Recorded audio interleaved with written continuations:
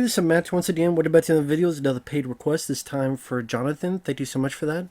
And for those interested in requesting any type of videos, topics, reactions, commentaries, what have you, feel free to send it either directly to my PayPal or join my Patreon. Both links are down below in the info box.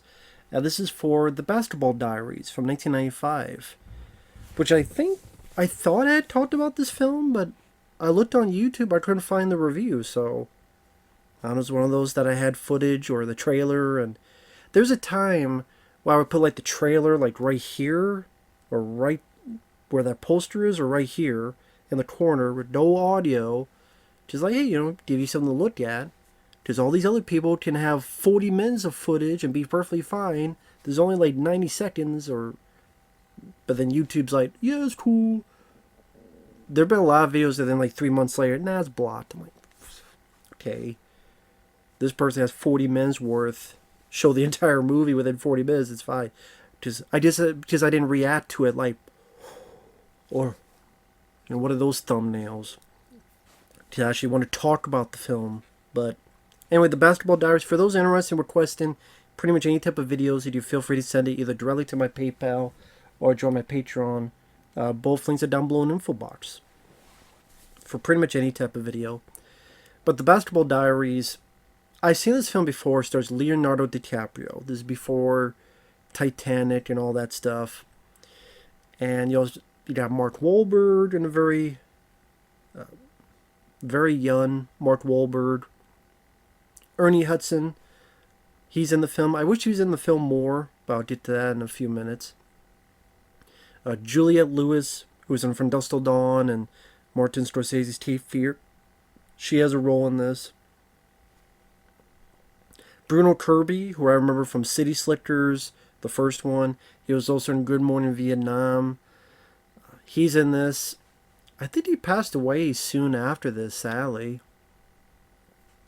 I don't know if it was the last role he was in, but it might have been one of the last roles he was in.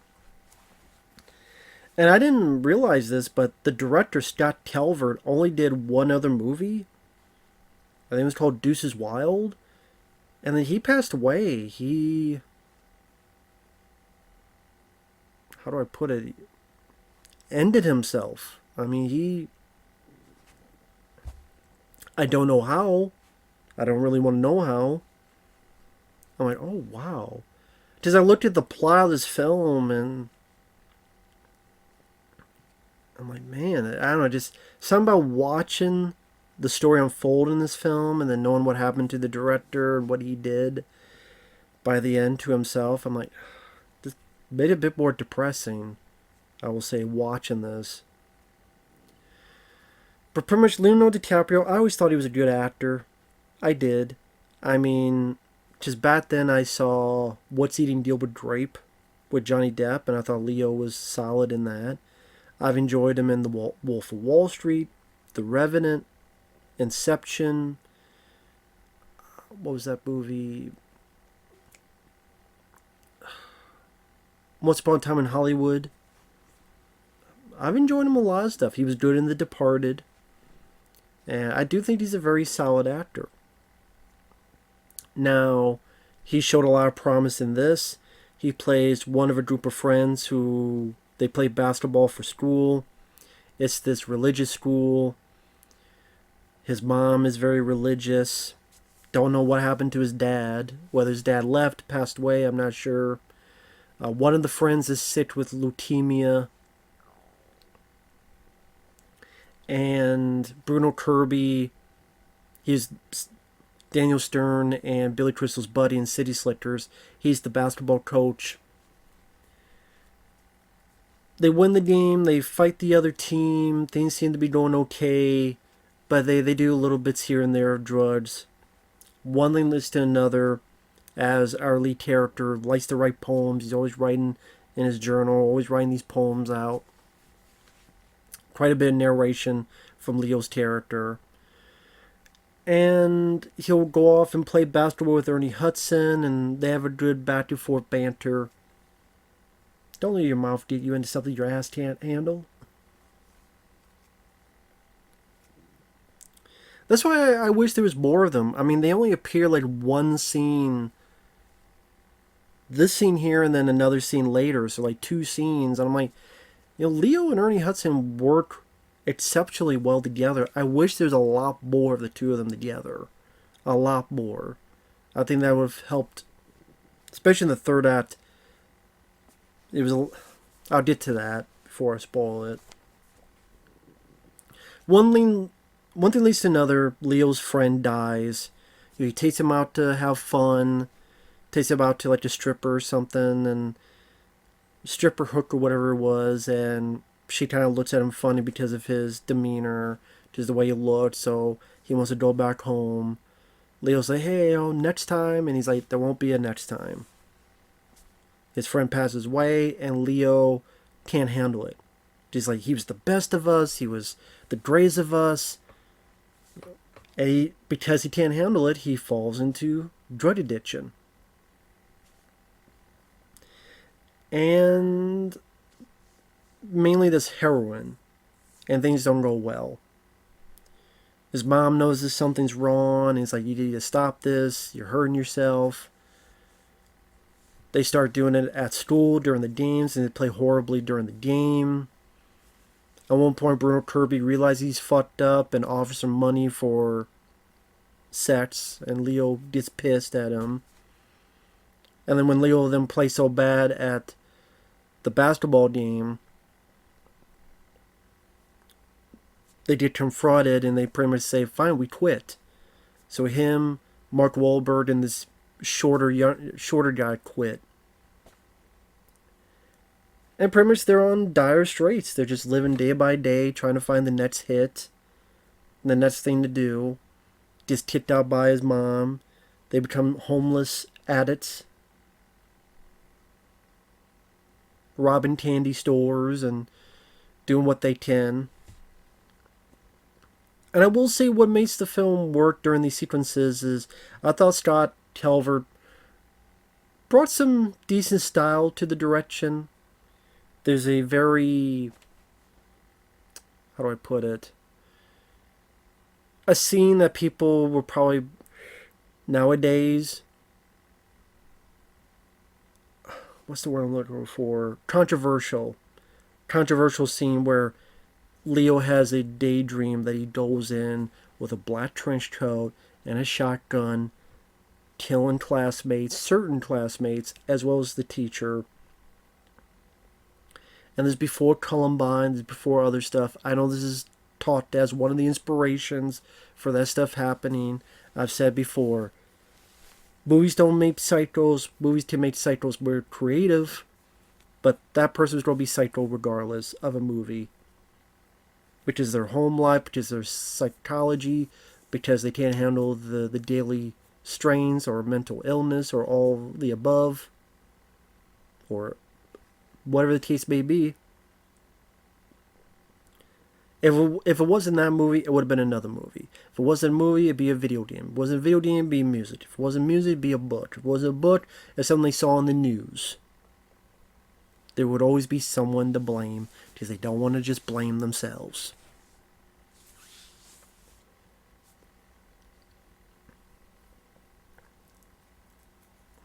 And as he put it, you can't stop dreams. In dreams, you're capable of anything. Now, granted, I will say that does kind of come out of left field. Because, yeah, he does have an issue with the teacher, but we don't really see him have issues with the other students. Like, it's not like we see that he's being picked on by the other students or he's being treated like crap by the other students. In fact, it seems like the students like him and the others because they're good at basketball and winning games. So it's not like, okay, this person gave him shit and he's picked on in school or anything. But, I mean, maybe that was the point. Maybe that's why he says, you can't stop dreams, you're capable of anything. But it just comes out of left field as a going, well, why are you shooting in your dream this classmate or that classmate? So it made it a bit hard to feel sorry for Leo's character. And I think that's why I put this a bit lower than Requiem for a Dream. Like, Requiem for a Dream was a drug dealer horror film. Like, you really got more of the horror the much more of a visual panache, much more visual style with Requiem for a Dream. It hit a lot harder. It hit a lot just impactful, and how destructive the dread scene is, and how for this person is different from this person. Each one have their own fates as to what happened, and they're all pretty damn destructive.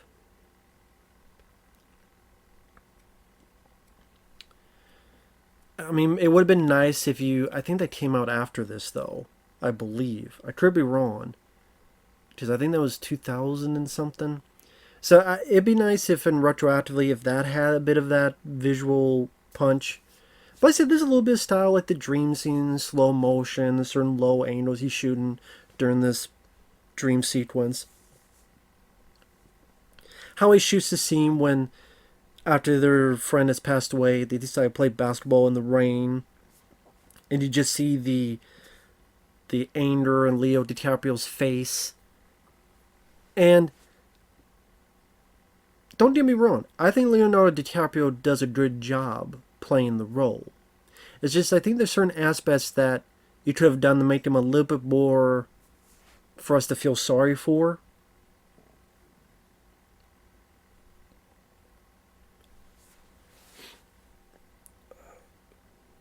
I will say an effective way of doing that was there's a sequence where he tries to get in and his mom won't let him in, and he's begging for his mom, begging and pleading, pouring his heart out, and the mom calls the cops, understandably so. And that's a very emotionally driven sequence. And I've read that a lot of people, they've gone through that exact same thing. They were the mom or they were the kid, and they said that feels like a real scene.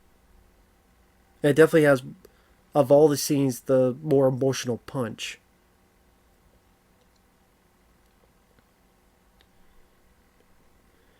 Look, granted, earlier she's praying, saying, God, please watch over my son. I'm like, why don't you try to find him? Why don't you try to help him? Like, why are you not going out to try to find him and help him and force him into rehab at least one time, at least once?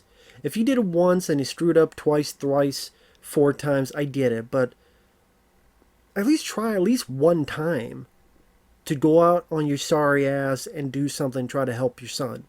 Instead of sitting there with a crucifix on, talking to the sky. Do something. Try something. Try harder. Don't, like, she gave up so easily. I don't know.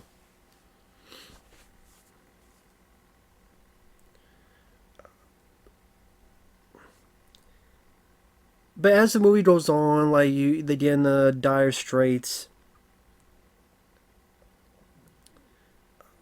Michael Rappaport beats up Leonardo DiCaprio at one point because you gave me some bad drugs and I want my money back. And Leo won't do it, so he just beaten up and thrown down the stairs.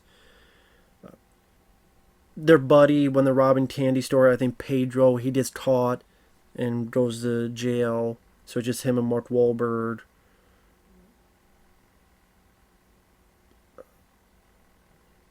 When he gets beaten up, he's lying in the snow. Ernie Hudson helps him.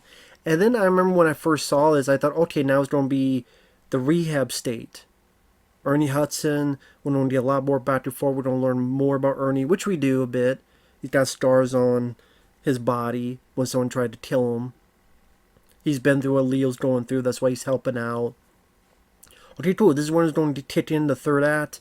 Ernie's going to help him. Ernie's going to get him straight. He helps him go through a detox. Cold turkey, as they say. But I guess either because I believe it's based on a novel, the source material didn't have that, and based on a true story, so it didn't happen that way. No, instead, you think he's going to go alright, but he steals money, he goes out, he whores himself out in a scene where someone pays him to suck him off, and he imagines Bruno Kirby, and he's freaking out and horrified. And I don't know, the third act, like, kind of lost me a bit. Because the end, the spoilers, Mark Wahlberg accidentally scares someone where they fall off a roof and then they run from the cops and Mark Wahlberg gets caught. Then that's when Leo tries to go back to his mom and she calls the cops. He's dragged away. But then it cuts to like him narrating in jail. Then it cuts to him going to a poem, little, not concert, but pretty much just doing one of these like drama acts to the audience. People clap. Text appears that, well, he became very successful and he's still doing this to this day and he's off drugs. And I'm like, wait a minute. Like, the whole conquering of the addiction is like off screen. How did he really conquer his addiction? How is it that, the one detox with Ernie Hudson didn't work, but this worked? Why did that work? How did that work? What's the withdrawals and the ups and downs of that working? For real this time. Why? I mean, Mark Wahlberg was arrested, but did he go to jail for longer? Did he accuse of that murder? Was it manslaughter? Did he ever see Mark Wahlberg's character again? What about his mom? Did he ever get in touch with his mom? Did him and his mom ever become friendly with each other again? Was there still a separation? I mean, you see Ernie Hudson like way in the back clap. But there's like no final like dialogue between the two. Hey, I want that money you stole from me, but in like a goofing way. Like, there's none of that. It just felt like, oh shit, we have this amount of time. Just quickly wrap it up, and let's skip like the crucial 20 or so minutes you would need for this finale sequence. I'm sitting there going, wait a minute. Like, some of the more important parts of the story is not there. It's cut out. And that's why, as much as good as I'm saying about the previous parts of the film, Mark Wahlberg wasn't too bad in his early acting. Like I said, Leonardo DiCaprio carried the emotions of being drugged up and realizing how he got on the wrong path.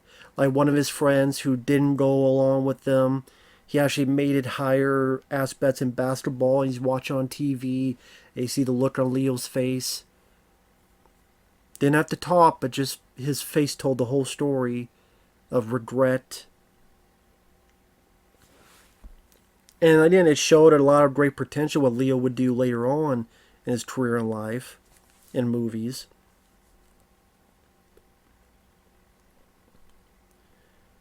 And again, there are memorable scenes, controversial or not. Like, people, like the daydream scene is definitely a strong moment in the movie. It's always funny to see Michael Rappaport trying to beat someone up because he's not an intimidating guy. Because each time I see Michael Rappaport, I keep waiting for him to yell about sports. The fucking guy with the fucking thing, man. This fucking thing.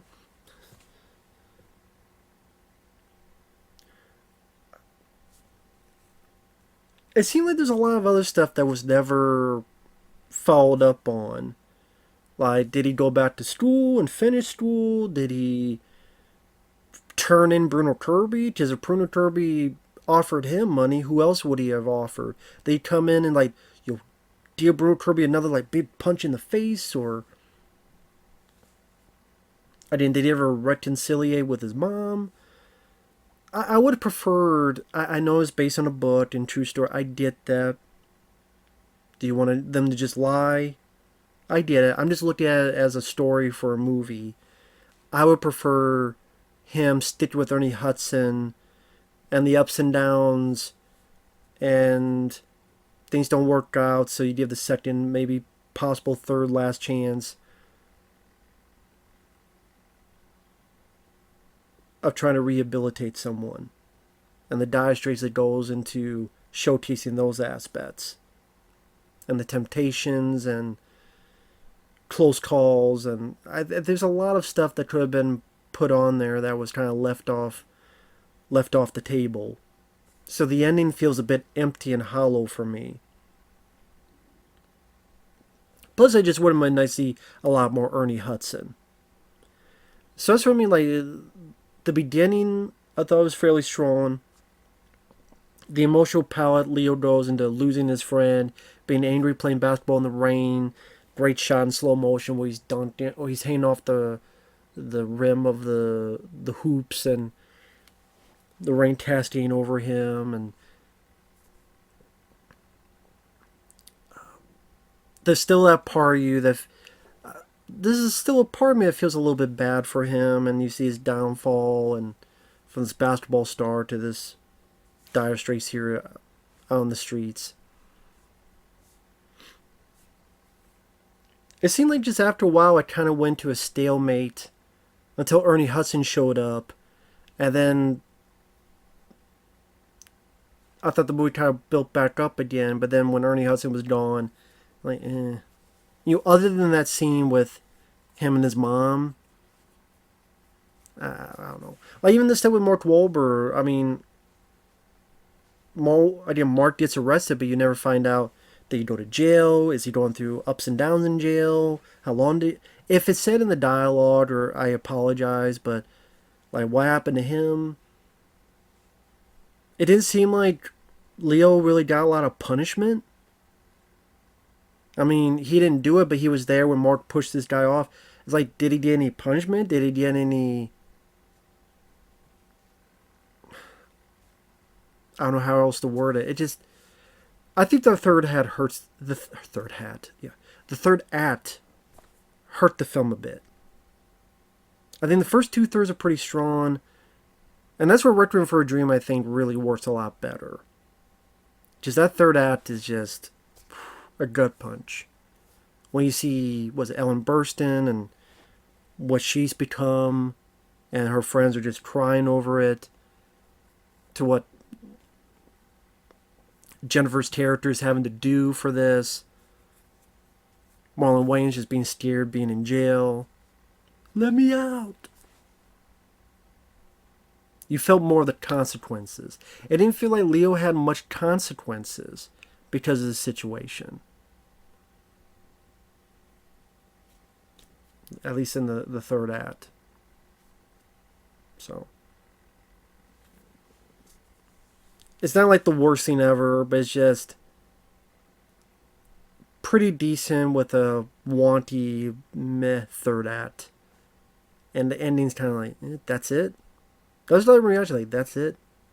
But that's my own rambling thoughts on the Basketball Diaries. Well worth it for Leo's performance. I've never been on drugs, so how it relates to people who has been on it, maybe they would be better fit to say on how real it is or not real it is. I can understand you don't want to say in the comment section because discretion, but if you want to, feel free. Just don't have anybody judge anybody else. And there you go. With that said, thanks for watching. We'll see you guys later. Bye-bye.